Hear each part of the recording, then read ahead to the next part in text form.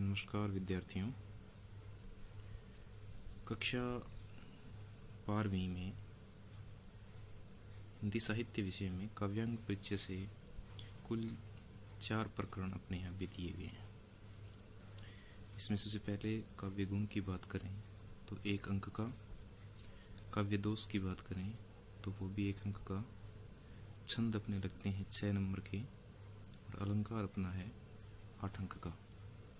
तो इस प्रकार टोटल ये हो जाते हैं 16 अंक के। ये अपने काव्यांग परिचय से आता है। तो साहित्य के विद्यार्थी इस विशेष ध्यान देवें और इसे लिख लेवें। उसके बाद सबसे पहले हम आज बात करेंगे काव्य गुण पर।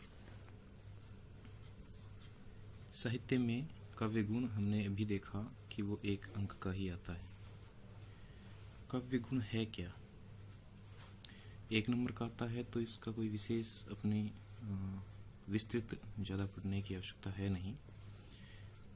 तो विशेष इसका एक पहचान के रूप में इसको हम पढ़ेंगे। तो हम बात करेंगे इसकी परिभाषा पे। सबसे पहले गुण की परिभाषा क्या हो सकती है या क्या गुण को परिभाषित किया गया है साहित्य शास्त्र में। रस को काव्य की आत्मा माना जाता है। रस के जितने भी आचार्य हैं वो रस को काव्य की आत्मा मानते हैं और रस को ही सबसे ज़्यादा आत्मा के रूप में काव्य की महत्ता मिली हुई है। अतः काव्यात्मक रूप में स्थित प्रधानभूत रस के धर्मों को गुण कहते हैं। अर्थात रस के जो प्रधान धर्म है उसको गुण कहते हैं। इस बात को आगे आप और अच्छी तरह से समझ पाओगे। अर्थात रस के उत्कर्ष में सहायक तत्वों को काव्य गुण कहते हैं। जो रस को और आगे बढ़ाने में सहायक होते हैं उनको काव्य गुण कहते हैं। किसके? रस के उत्कर्ष में। रस का उत्कर्ष का मतलब रस को और आगे बढ़ाने में या और उसको अच्छा बनाने में, इसके में जो सहायक होते हैं वो तत्व क्या कहलाते हैं? काव्य गुण कहलाते हैं। साहित्य दर्पण में, साहित्य दर्पण विश्वनाथ का लिखा हुआ ग्रंथ है। यहाँ पे आप लिख सकते हो लेखक का नाम विश्वनाथ। विश्वनाथ एक अच्छे आचार्य हुए हैं, उनके द्वारा लिखा हुआ ग्रंथ है साहित्य दर्पण। साहित्य दर्पण में गुण के बारे में लिखा है कि जिस प्रकार शरीर में आत्मा प्रधान होती है, शरीर में आत्मा का ही प्रधान तो होता है, ऐसा माना जाता है हमारे यहाँ, और उसी प्रकार काव्य में रस प्रधान होता है। तो इसलिए रस को काव्य की आत्मा माना गया। और जिस प्रकार आत्मा का धर्म वीरता, शूरता, उदारता आदि होते हैं, ये आत्मा के धर्म माने जाते हैं। गुण मान लो, धर्म मान लो, ये सब माना जाता है। तो उसी प्रकार रस का धर्म क्या मानेंगे? गुण को हम रस का धर्म मानेंगे। आचार्य, ये तो होगी परिभाषा की बात। अब कितने गुणों को मान्यता दी गई, क्योंकि बहुत से आचार्यों ने, अलग अलग आचार्य भी, उन सब ने अपने अपने मत के अनुसार, कईयों ने 10 इनके भेद माने। जैसे वामन ने कहा इसके 10 भेद माने हैं वामन ने गुणों के। लेकिन जो मुख्य रूप से माने गए, जिसमें भामह का नाम आता है आचार्य और आचार्य मम्मट का नाम आता है, तो आचार्य मम्मट और आचार्य भामह ने काव्य के 3 गुणों को प्रधानता दी और 3 गुणों को महत्ता मानी गई। और बाद में यही मत जो है ज्यादा प्रचलित रहा। 3 गुण उन्होंने कौन कौन से माने? माधुर्य गुण, ओज गुण, प्रसाद गुण। सबसे पहले हम बात करेंगे माधुर्य गुण पर। माधुर्य गुण, इसका अर्थ होता है मधुरता। मधुरता यानी इस काव्य को हम पढ़ रहे हैं, उस पढ़ने में मधुरता का बोध हमें हो रहा है या पढ़ने में आनंद की अनुभूति हो रही है, वो होती है मधुरता। तो जिस रचना को पढ़ने या सुनने में पाठक या श्रोता, पाठक मतलब पढ़ने वाला, श्रोता में सुनने वाला, उसका जो मन है वो, उसका मन आनंद से द्रवित हो जाए, वह माधुर्य गुण कहलाता है। अर्थात ऐसी कोई हम रचना को पढ़ रहे हैं जिसमें हम पढ़ने में आनंद आए, तो जो आनंद आ रहा है वो आनंद माधुर्य गुण के कारण ही आएगा। क्योंकि आपने देखा होगा किसी भी, चाहे वो नाट्य कला हो, चाहे वो कविता हो, उसको देखेंगे या सुनेंगे तो उसमें जैसे वो भाव प्रदर्शित करना चाहता है उसके अकॉर्डिंग हमारे, उसके अनुसार ही हमारे भाव परिवर्तित होते रहते हैं। जैसे किसी फिल्म को देखते हैं तो उसमें क्या होता है कि जैसे जहाँ पे हमें ओज की जरूरत होती है, अगर वो फिल्म प्रदर्शित कर रहा है, चाहे वो नायक हो, उसको अगर गुस्सा आया हुआ है तो हमें, हमारे अंदर वो भावना भी रहेगी, हम उस पर हंस नहीं सकते। तो कहने का तात्पर्य क्या है लेखक या पाठ जो रचना करने वाला है या जो नाटक में अपनी भूमिका निभाने वाला है, वो व्यक्ति जिसके अनुसार अपने आप को प्रदर्शित करना चाहता है, वो भावना हमारे अंदर आती है।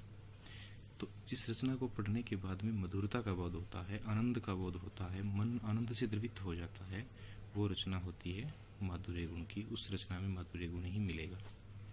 अब माधुर्य गुण के लक्षण क्या होते हैं? इसमें अगर पंक्ति लिखी हुई है तो उस पंक्ति में क्या हमें मिलेगा जिसके अनुसार हम उसको देख सकें या पहचान सकें कि इसमें माधुर्य गुण है या नहीं है। लक्षण है कि अनुनासिक वर्णों की अधिकता होती है। अनुनासिक जो नाक से बोलने में जिसका नाक का अत्यधिक प्रयोग किया जाता है, उच्चारण स्थान जिसका नाक हो, नासिका हो, उन वर्णों का अत्यधिक प्रयोग इसमें किया जाता है, तो उनकी अधिकता रहती है।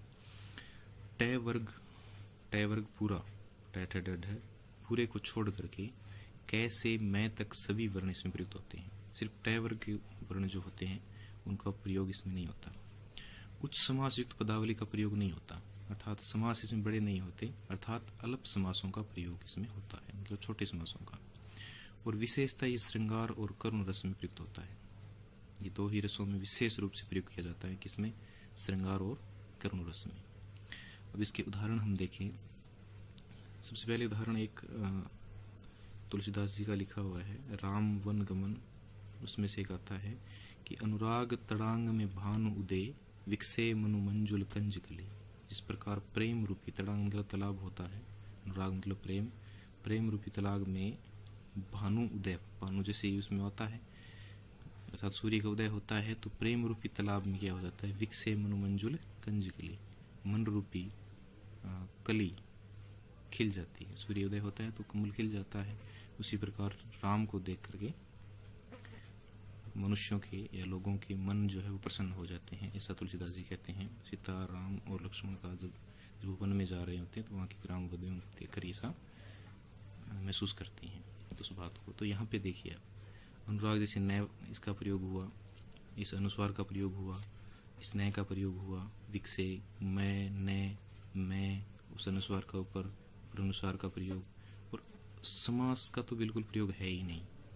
तो इस प्रकार की जो पंक्ति होती है जिसमें मन आनंद में होता है, तो इसमें पढ़ने से ऐसा लग रहा है अनुराग तड़ांग में भानु उदय, विकसे मन मंजुल कंज कली, तो पढ़ने में भी ऐसा हो रहा है। तो इसलिए क्या है? माधुर्य गुण इसमें माना जाएगा। आपके 1 नंबर का टॉपिक है, तो आप इसको समझे अच्छी तरह से, और याद करने में आप कोई भी एक उदाहरण मान करके इसको याद कर लेंगे। दूसरा इसका उदाहरण एक और देख लीजिए। सगन कुंज छाया सुखद शीतल मंद समीर, मन हवे जात अजो वही वा जमुना के तीर। ये बिहारी का दुआ है, यमुना के किनारे का वर्णन है। इसमें भी देखिए अनुस्वार का प्रयोग यहाँ पे हुआ है, यहाँ पे अनुस्वार मैं का प्रयोग, इस प्रकार इसमें मैं का प्रयोग हो रखा है। तो ये माधुर्य गुण की पहचान होती है। लक्षण को अच्छी तरह से याद करें और उदाहरण में मिलाइए आपकी वो चीज़ें मिल रही हैं कि नहीं मिल रही, उसकी अकॉर्डिंग आसानी समझ में। बाकी अगर आपको नहीं समझ में आ रहा हो तो आप कमेंट में लिखिए ज़रूर। धन्यवाद। और बाकी आगे की जो 2 और बचे हैं अपने गुण, उनको आगे की वीडियो में पढ़ेंगे। धन्यवाद।